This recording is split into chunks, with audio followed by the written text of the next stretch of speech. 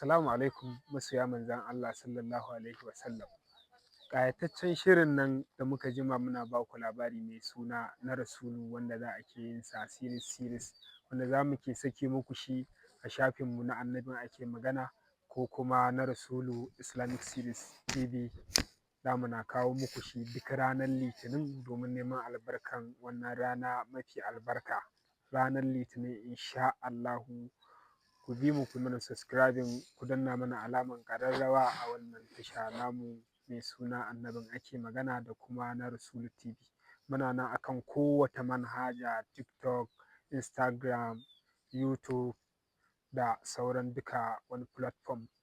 Akan Facebook page namu akwai number wanda in ka taɓa shi kai tsaye zai kawo ka zuwa ga WhatsApp number namu domin magana da manajoji na shirinmu kai tsaye.